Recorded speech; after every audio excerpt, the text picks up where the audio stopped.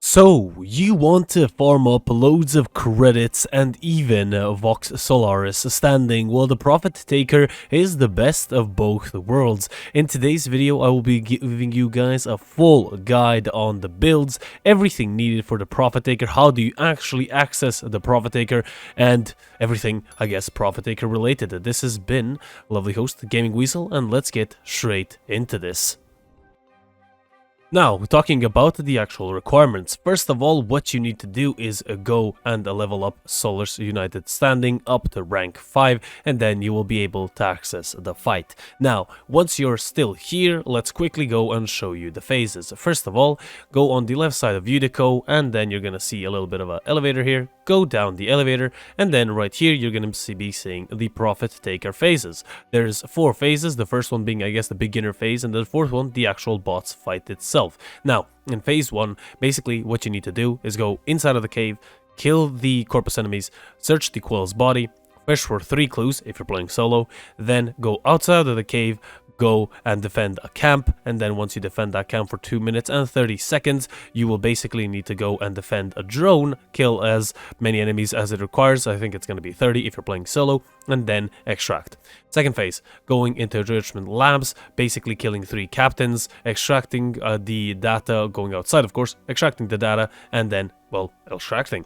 Then the third phase is going to be going back into enrichment labs, going inside, activating the satellite array, then going outside as fast as you possibly can to, I guess, put in the coordinates, and then the Profit Taker will appear. Try to do as much damage to the Profit Taker here as you possibly can to upload the data much faster, and once you're done, you're gonna get yourself a Gravimag. Now, what is a Gravimag? Gravimag is basically used so you can deploy your Archgun in-game. It is this, the Archgun deployer. Now, you don't really need this, it is just one of the requirements for phase 4. You will be able to use your Necromech inside of phase 4, so do not worry about that. Now, we have shown you the phases, we have shown you what you need, and let's show you the actual builds. Now, the Warframe of choice will be Chroma, but before we get into Chroma, I want to explain something why we're building these weapons as we are. Now, when the shields are active from Profit Taker, you need to do that certain elemental damage type. It will display it basically on her forehead, so you will see that. So we're going to be trying making weapons and covering every single status type and also damage type that we possibly can. Now, why are we going to be using Chroma? Chroma is amazing because of his 4th ability, Effigy. Effigy will double the credits that enemies drop and has 60% chance of dropping. Now, I've been fighting the Profit Taker for like 20 fights in the past couple of days, and honestly, I've gotten my double credits every single time. Now, we're going to be doing the white emissive color. What does that mean? Going into appearance and going into emissive, you'll see my color is set to white. This will give us cold damage. Now, with the first ability, you can cycle the damage types that you do. Cold is my preference and definitely the best in my honest opinion. Elemental Ward. Here, we're going to be getting an armor increase and also damage multiplier. And with Vex Armor, we're going to be getting a damage increase and also an armor increase. Now, Vex Armor can be changed out for Eclipse if you want to. You're a little bit less, I guess, tanky, but it will give you good damage. Luckily enough, in Orb Valis, it is always daytime and it's always light, so you always proc the damage buff from Eclipse instead of getting the damage resistance buff. Unless you stand into shade, then, well, you're kind of not going to get it.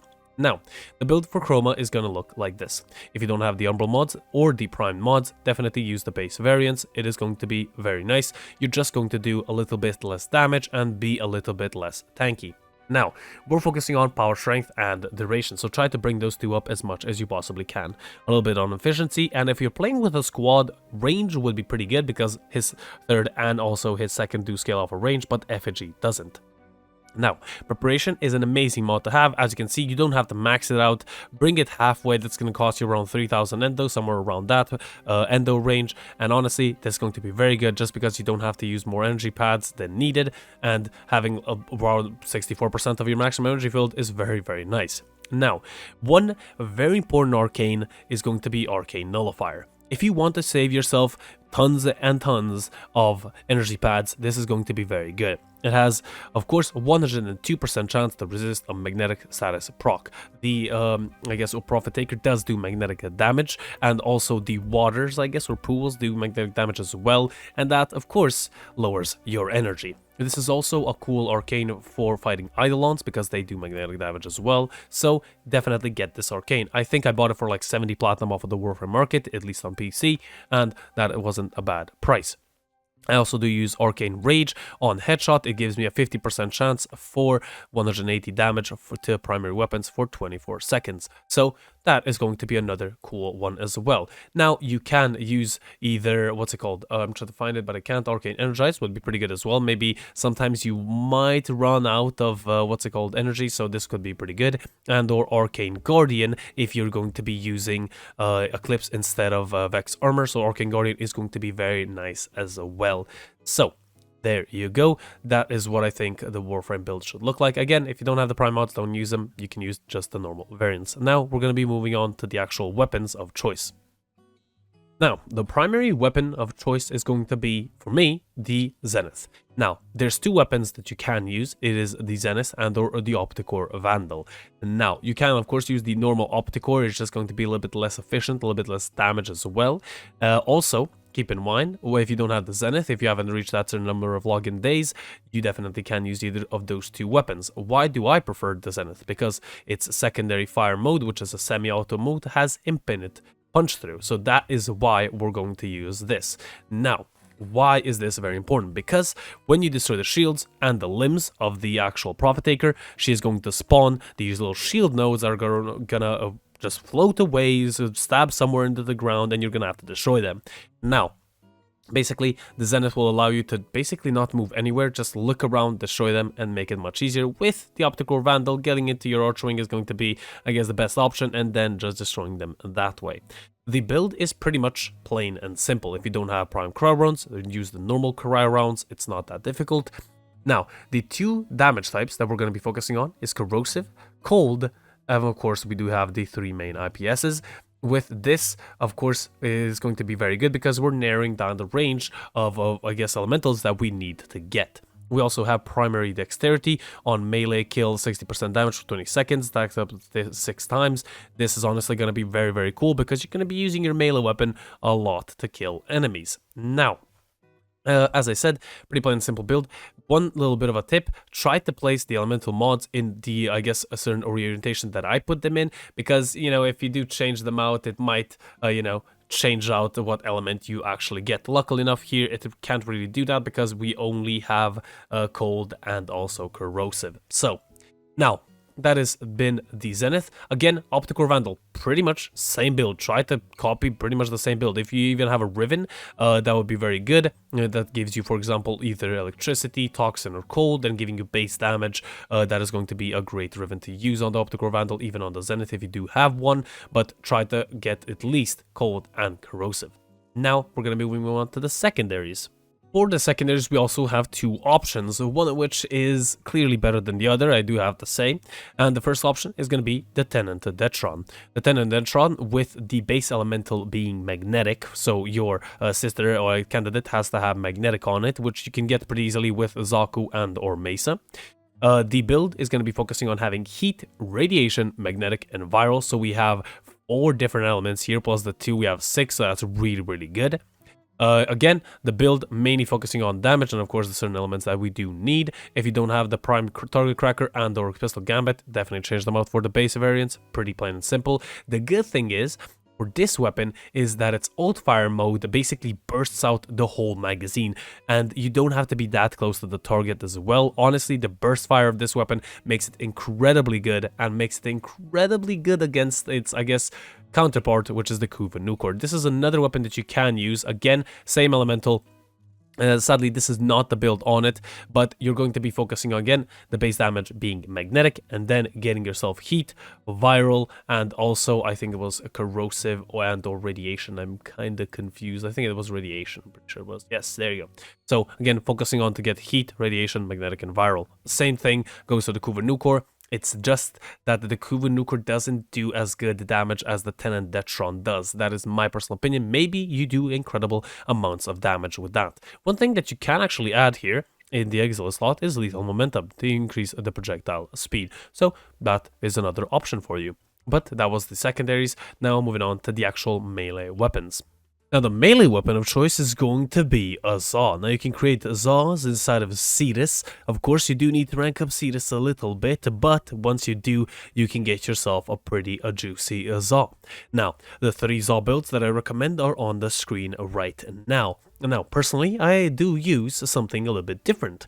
The link is Verjet to Ruhag, the grip is Korb, and the head is going to be Dohram. Now, I do recommend that you definitely do use a Verjet to Jai as your link and basically change out the head what you actually need or what you actually want. If you want to make, for example, an Ikana, Verjet to Jai, Kavat is going to be the grip, and Stefan is going to be the head itself. Now, the one that I use is honestly pretty good. It is a scythe weapon, and I do not have any issues with it. Now, the build looks like this. We're going to be mainly focusing on getting yourself gas and electricity damage. So we have 2 more elementals to get, or 1, and I'll explain that in just a second. Now, as again, if you don't have the prime mods, use the base variant, and if you don't have sacrificial steel, use the base variant as well. The best thing about Zaws is the arcane Exodia Contagion. Now this arcane at the moment is pretty cheap to get compared to some other times when it can get a bit expensive. It's around 60-70 platinum at the moment. Now, what does this arcane actually do? After a bullet jump and or a double jump, you will basically launch a projectile, that being your melee weapon, at the enemy, and after 30 meters, it is going to get an increase of 400%, of course, if it's rank 3. Now, this is incredibly good. Now, one also amazing thing about this is that when Exodia Contagion, the projectile, actually hits the enemy, it is also going to do blast damage. So, that is very, very nice. Now, again, if you don't have these and or even don't have a Zaw, the best second thing is going to be using a gunblade. Either the Strofa, which is my personal recommendation, the Vastalok, which is another good weapon that you can use, and or the Redeemer Prime. Now, if you're going to be making either one of these 3 gunblades and using them, the best thing is going to be copying this certain build. It can be applied to all 3 weapons and is going to work on all 3 weapons pretty much the same. Focusing on having high noon, the elements of course that you need are going to be gas and electricity damage, and then of course pressure point for damage and sacrificial steel for that critical chance. Now, again, if you don't have the mods, use the base variants, as I always do say.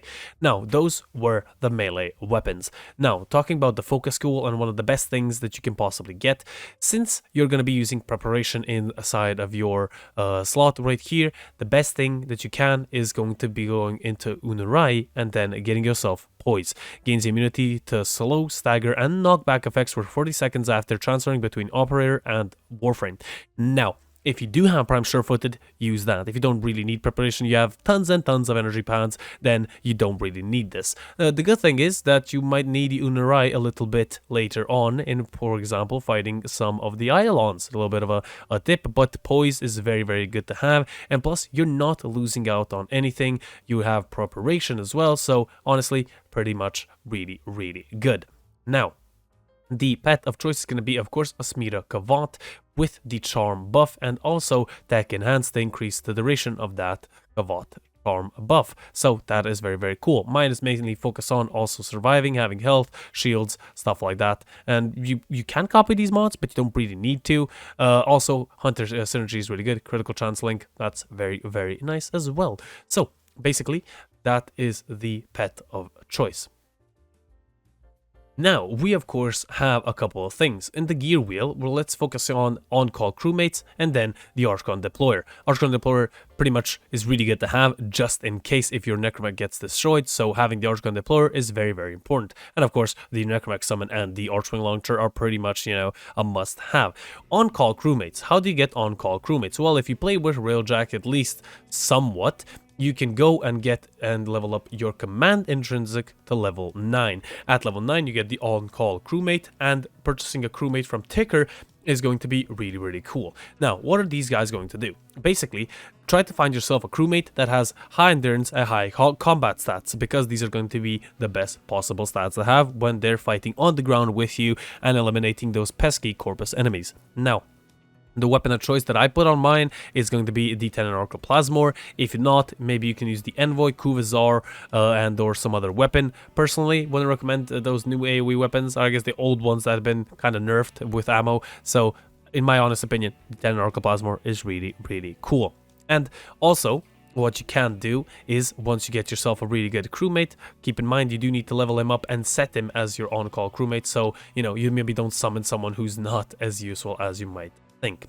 Now, I didn't show you, and let's get into that.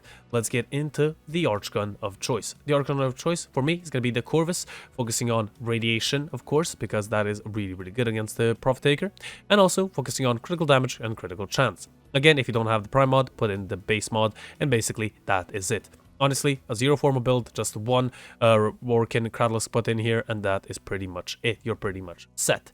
Now, keep in mind, try to set your heavy weapon, or I guess remember to set your heavy weapon for the Corvus Prime, and then at Voidrig, set his weapon as well to be the Corvus Prime, or the weapon of choice that you're using, just so you don't remember, or maybe use a different weapon that's not as good. Now, the Voidrig build looks like this.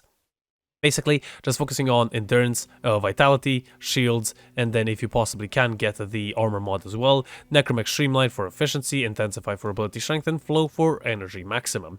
Now, he is very great just because of his second ability, Storm Shroud, basically turning you invincible, and you basically get the damage multiplier as well of 2.6 times. A really good thing about this is basically it's Iron Skin, and even with this you cannot die, but in case you do, you always have your Archgun deployment, and that Archgun being of course your Corvus Prime or your weapon of choice. Now that is pretty much it for the setup, and we're going to be moving on to the mechanics of the actual fight right now. Now, how are you going to of course start the fight, how does it look like, what you're going to do, and what are the mechanics of the fight? First of all, you start the fight by going into that little elevator downstairs, for starting up phase 4, going into the Orvalis, and then she will appear, and she's going to be marked in a red marker. Now, once you actually reach her, of course, activate your, Warframe's second and third ability, summon your on-call crewmate, and then maybe if you're not using preparation, if you're using sure-footed, then summon yourself, give yourself some energy with energy pads. Now, she has, first of all, phase 1 is going to be focusing on destroying her shields. Her shields, of course, you need to damage them with the corresponding element, and that's why we have built our weapons to basically have every single element other than base toxin.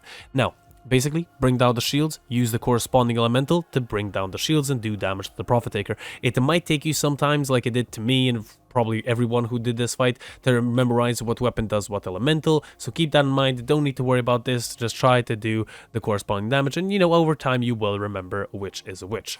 Couple of things you gotta watch out for. First of all, she does summon shields that push you away. Try to go into your operator form and then basically void sling into them or just dodge them.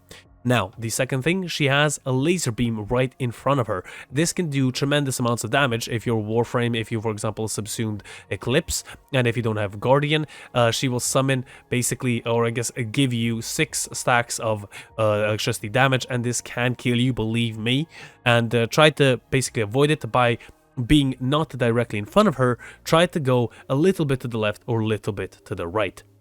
Now, doing damage to her shields and destroying her shields is basically gonna make her limbs vulnerable. Switch to your Necromech, use your Archgun to kill and damage the actual parts, so her feet basically, just to kill all 4 feet, and then once you do that, she's gonna fall to the ground and then shoot her directly. After that, phase 1 is done, then phase 2 will basically commence. She will summon pylons, launch pylons from her upper side, and then these pylons will be destroyed with your Opticore Vandal and or Zenith, depending on which one you use. If you use the Opticore Vandal, the good thing about the Opticore Vandal, and that's why we are using it, because it actually damages the pylons through its little bubbles, but you do have to travel to them with your Archwing, and if not, if you're using the Zenith, basically just stand still, try to survive, and then damage them through basically anything. And then once that is done, she becomes vulnerable again, her limbs.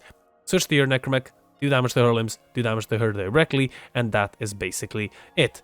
Now, I just wanted to say one more thing. She does launch rockets as well. Basically, what you need to do here is go into your Operator Void mode, and that is it. You will not take any damage. Your Warframe will get damaged, but it won't get damaged because you're not in it, and it becomes invulnerable if you did not know. So, basically, once the rockets hit, because they can do tremendous amounts of damage, you basically just switch to your Operator Void mode, and that is pretty much it. Now, your on-call crewmate will destroy the enemies around you. He might die, so keeping that in mind, try to destroy those beacons that summon more enemies. The red ones, I forgot their exact name, and try to kill enemies with your Exodia Contagion.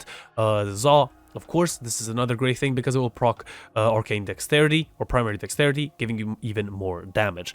Again, what happens here is after you defeat the pylons and defeat her limbs again, then her shields regenerate. Try to do the elemental damage, of course, that is corresponding on her forehead, and rinse and repeat. Then the phase 2 will basically end. She will summon pylons again, and then destroy the pylons, and then rinse and repeat. And once you destroy her 4 limbs here, and then actually shoot her, she will basically die. Now, what you need to do is go behind her, go into her booty hole, and here what you're going to do is try to be as close to her and just somewhere, I guess I'll show you on the screen my best possible way I can, because you don't have an exact spot. Just try to go behind her. When the bounty reward appears, there's going to be a couple of seconds delay until the actual rewards drop. So what you need to do is cast your effigy near her asshole, and then once that is done, the effigy is going to double your credits, and also if hopefully the Smeeta Kavat of charms, activates, you're going to get even double resources, so that would be pretty cool. Once that is complete, you have basically done the fight, and that is pretty much it. Now, as I said, it is going to take you some time. It took me some time. I think it took everyone a little bit of time to get the hang of this. Sometimes, for example, my Corvus just does not do damage to the limbs itself, or maybe I'm just aiming wrong. Sometimes maybe I just die because I wasn't paying attention if my third and second ability were active. It's trial and error. It's Warframe. It's going to take a little bit of time, but honestly, the reward is really, really good. So basically the fight is going to function like that. Again, having poise is going to be very good, or prime sure-footed, because she does do ground slam attacks, basically just lifting herself up and then slamming with her belly and then knocking you away. But if you have poise, you're pretty much set and ready. Now, that is basically it. Once you have collected all the rewards, you can extract and just basically leave. You can go into Fortuna and then rinse, repeat, practice this a little bit more, and then you're pretty much set. So that is basically it. Now, how to min-max yourself for this fight and how to basically get the most efficiency out of this fight. Now, the best way is honestly having Rivens as well. For all of the Archgun, you don't really need one for the Necrotic, plus you can get one. Having a Riven for the Zenith and or Optical Vandal, for the Tenant Detron or Kuvanukor, and the Zaw of Choice and or what's it called, the not the Archgun, but the melee gun as well, is going to be increasing your damage and making it much more easier. Of course, focusing on the certain elementals and the base damage as well is going to be very good, especially on the Optical Vandal and or the Zenith, because the pylons are destroyed and the damage scales off of your base damage, or just not elemental damage, it's base damage itself. So having that on your weapons is very nice as well. And then, of course, on your Corvus or any other weapon, having a Riven is going to be very nice as well. And that's basically how you can min-max it. After some time, you're going to be much, much faster. For example, it takes me around 5 minutes to complete this fight. Not the 2 minutes that usually people say, but I'm a little bit worse than usual people, I guess. But basically, that is it. That is how you defeat the actual Prophet Taker. Not the hardest thing in the world, not, I guess, the easiest thing. You need a lot of setup, believe me, but other than that, it is a pretty easy fight. I hope you guys enjoyed. Hopefully this was helpful for you guys, and if it was, leave a like, a comment, and do subscribe for more content, and I'll see you guys on the next one. This has been the Gaming Weasel, over and out.